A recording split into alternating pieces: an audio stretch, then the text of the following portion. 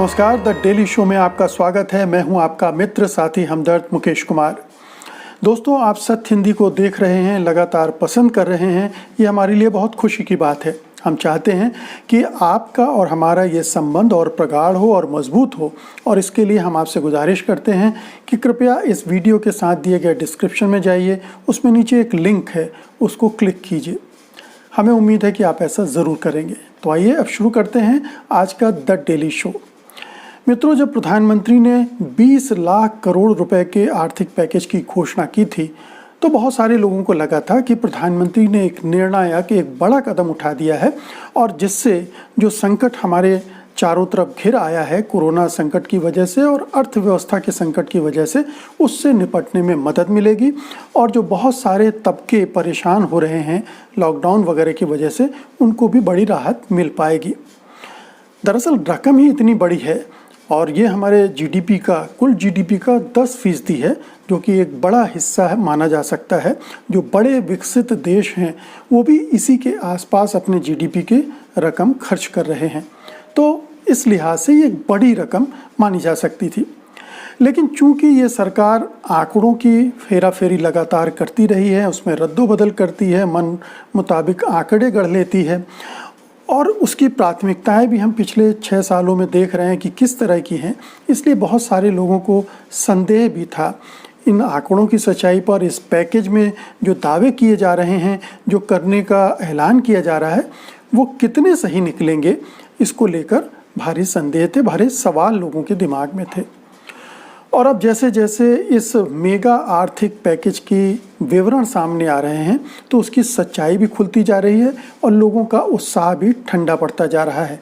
लोगों को समझ में आने लगा है कि अब सीधे तौर पर उनके हाथ में कोई राहत नहीं आने जा रही है, और ये जो आत्मनिर्भरता और स्वदेशी का सब्ज बाग जो गढ़ा गया है, जो प्रधानमंत्री ने अपने भाषण में बार बार दोहराया था, दरअसल वो एक उनको बहलाने की, भरमाने की एक कोशिश भी है, कोशिश भर है।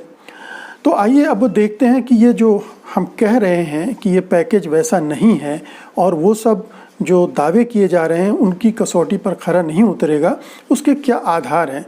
उसके लिए मैंने आपके लिए 10 बिंदु तैयार किए हैं, वो आपसे साझा करूंगा। 10 सूत्र हैं जिनसे आपको पता चल जाएगा कि दरअसल ये पैकेज क्या है, कितना है और उसकी असलियत क्या है। सबसे पहला तो पॉइंट यही है कि ये 20 लाख करोड़ का पैकेज नहीं है। जैसा मैंने पहले बताया कि दरअसल प्रधानमंत्री जी ने खुद भी स्वीकार किया था कि इसमें पहले जो घोषणाएं हुई हैं उनको भी शामिल कर लिया गया है। यानी रिजर्व बैंक ने घोषणाएं की मार्केट में नकदी और तरलता बढ़ाने के लिए। एक छोटा सा पैकेज वित्त मंत्री ने भी मार्च में ऐलान किया था। तो अगर उन रकम को जोड़ दें तो ये पैकेज 20 लाख करोड़ से घटकर करीब 10 लाख करोड़ आ जाता है। और बहुत सारे विशेषज्ञों का मानना है कि ये 10 लाख करोड़ भी नहीं होगा, क्योंकि जैसे जैसे सच्चाइयाँ सामने आएगी, विवरण सामने आएगा, तो पता चलेगा कि ये तो 5-6 लाख करोड़ के आसपास है, वो भी तुरंत खर्च होने नहीं जा रहा है। तो ये एक कई विशेषज्ञों का मानना है, ये कम हो सकती है। दूसरा, इस पूरे पैकेज की बनावट ऐसी है कि ये राहत का पैकेज नहीं है। दरअसल ये मार्केट में तरलता पैदा करने की, नकदी उपलब्ध कराने की और लोगों को कर्ज मिल सके, इसकी व्यवस्था करने की कवायद भर है। तो इसे एक राहत पैकेज मानना भी एक बड़ी भूल होगी। फिर तीसरा जो मुद्दा इसमें से उभर कर आ रहा है वो ये है कि ये जो पैकेज है, जो पैसा बचेगा, उसमें से अधिकांश पैसा अभी खर्च नहीं करनी जानी है सरकार। यानी उसने इसको इस तरह से बनाया है कि ये पैकेज लंबे समय में खर्च होगा। हमें तो फौरन और तुरंत राहत की ज़रूरत है, पूरी व्यवस्था को, पूरी अर्थव्यवस्था को, और जो इससे पीड़ित हो रहे हैं उनको भी। लेकिन सरकार ने इसको इस तरह से गढ़ा है कि ये जो पूरा पैसा है वो 1 से 3 सालों में खर्च होगा।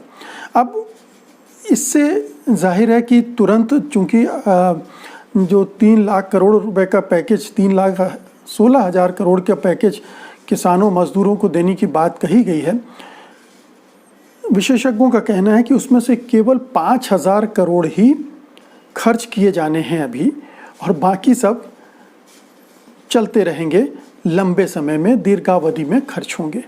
तो इसका मतलब है कि ये तुरंत किसी को राहत इससे नहीं मिलने जा रही है। फिर आर्थिक पैकेज तुरंत राहत नहीं देगा, क्योंकि बहुत सारी योजनाएं ऐसी हैं जो लंबी अवधि की हैं। मसलन प्रवासी मजदूरों के लिए शहरों में उनके आवास की व्यवस्था करना, प्रधानमंत्री आवास योजना के तहत।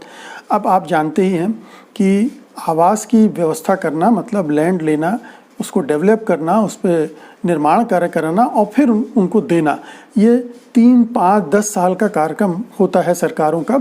इतनी जल्दी ये नहीं होगा। तो एक लंबी अवधि की योजना ये हो गई। फिर इसी तरह से कुछ और योजनाएं, जैसे one ration card, one nation वाली जो थ्योरी है, जो योजना है, उसमें भी वक्त लगेगा। अब क्या है कि पांचवा पॉइंट ये है कि तमाम अर्थशास्त्रियों का कहना है कि आप तुरंत लोगों के हाथ में पैसा रखिए, तुरंत लोगों को पैसा दीजिए, कैश पैसा दीजिए, डायरेक्ट बेनिफिट दीजिए, ताकि वो उस पैसे को खर्च करें। जब वो पैसे को खर्च करेंगे तो मार्केट में डिमांड पैदा होगी और उससे उद्योग धंधों को काम करने में मदद मिलेगी, वो उत्पादन बढ़ाएंगे। जब मांग नहीं होगी तो उत्पादन नहीं होगा, उद्योग धंधे बैठे रहेंगे। तो इस पैकेज में इसकी कोई व्यवस्था नहीं की है। ये चूक इस सरकार ने दूसरी बार की है।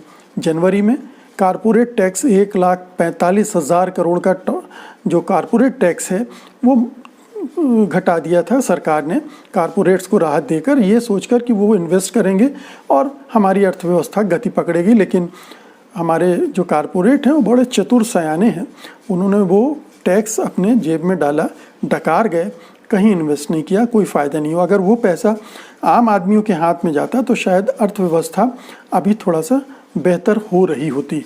तो वो इस बार भी उसी तरह की गलती सरकार ने की है, उल्टी राह पकड़ ली है। और ऐसा करने की बजाय उसने लिक्विडिटी और लोन मार्केट का सहारा लेने की कोशिश की है।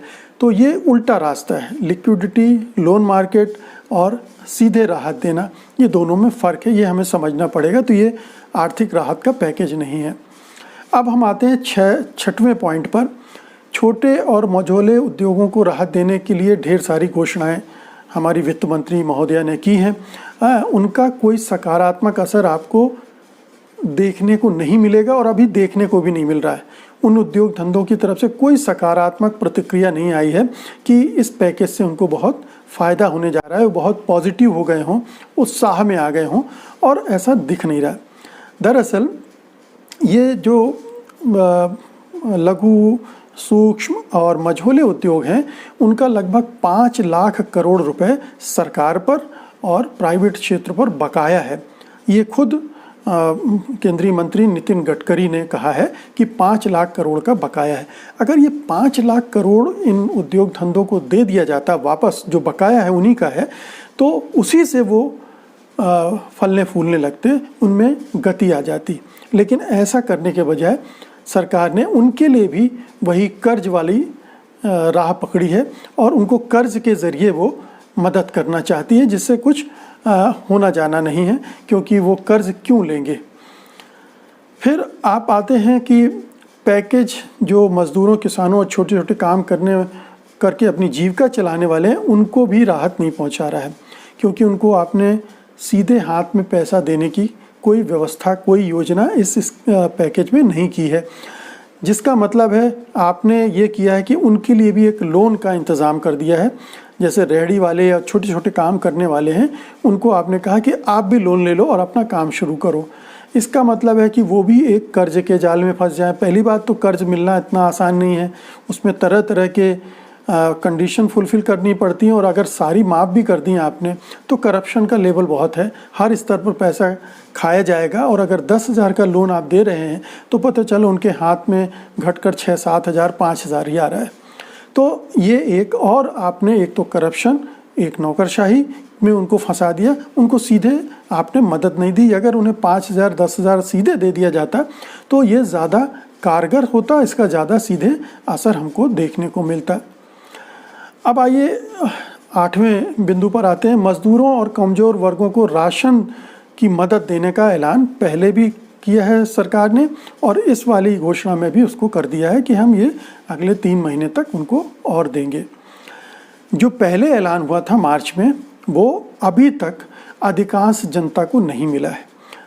वित्त मंत्री भले ही तरह तरह के दावे करती रही हों, लेकिन जो ग्राउंड रिपोर्ट है वो बता रही हैं कि अधिकांश लोगों तक ये मदद नहीं पहुंची है। ना तो अनाज मिला है और ना ही बहुतों को दाल मिली है। तो जब पहले हम जानते हैं कि हमारी जो वितरण प्रणाली है, जो पब्लिक डिस्ट्रीब्यूशन सिस्टम है, वो बहुत वीक है, वो ठीक ढंग से डिलीवर नहीं कर पा रहा है। और फिर उसमें राशन कार्ड की समस्याएं अलग हैं। बहुतों के पास राशन कार्ड हैं, बहुतों के पास नहीं है। जिनके पास नहीं है वो क्या करेंगे? जो प्रवासी मजदूर बाहर से अपने गांव घर में जा रहे हैं, उनके पास भी राशन कार्ड नहीं होगा, वो उन्हें कैसे मिलेगा? तो ये एक और समस्या है।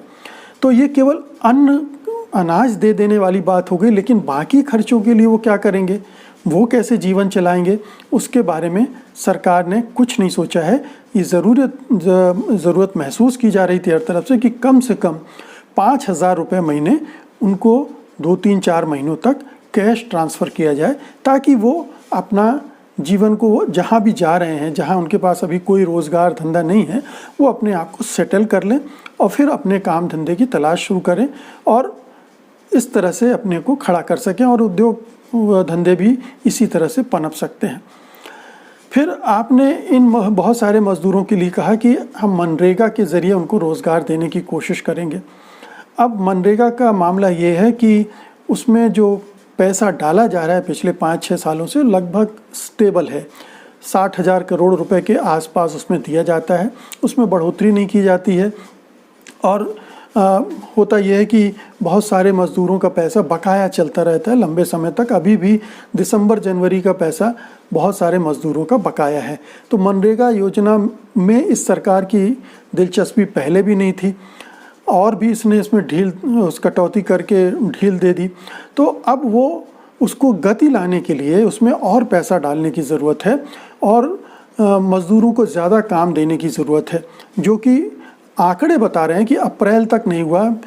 वित्त मंत्री महोदय ने मई का जो प्रोजेक्शन दिया है उसमें वो कह रही हैं कि बढ़ रहा है, 30 से 40 से 50% बढ़ रहा है। हालांकि ये भी आंकड़े संदिग्ध हैं, संदेह के घेरे में हैं। तो ये जो मनरेगा के ज़रिए रोज़गार देने की बात है, वो भी तुरंत राहत देने की बात नहीं मानी जा सकती। अब हम 10वें बिंदु पर आते हैं। किसान के लिए बहुत सारी घोषणाएं की गई, लेकिन किसान भी उन घोषणाओं से बहुत निराश हैं। उन्हें भी कोई डायरेक्ट बेनिफिट नहीं दिया गया है। उन्हें भी, हम सब जानते हैं कि ये खेती का मौसम था, खेती के बाद फसल आई है। अब लॉकडाउन के पीरियड में ना वो फसल को कहीं ले जा सकते हैं, ना बेच सकते हैं, मार्केट सब बंद हैं। अब वैसे में उनकी फसलें ख़राब हो रही हैं, उनके उपज जो हैं वो बर्बाद हो रही हैं। ख़ास तौर से जो पेरिसेबल, जो ख़राब होने वाली चीज़ें हैं, सब्जियां, फल वगैरह, वो तो बर्बाद हो ही रही हैं। अनाज भी उनके पास पड़ा हुआ है, उनके पास इतना पैसा नहीं है कि वो दूसरी जगहों तक ले जा सकें। तो इस मामले में भी सरकार ने उनका कोई मदद नहीं की है।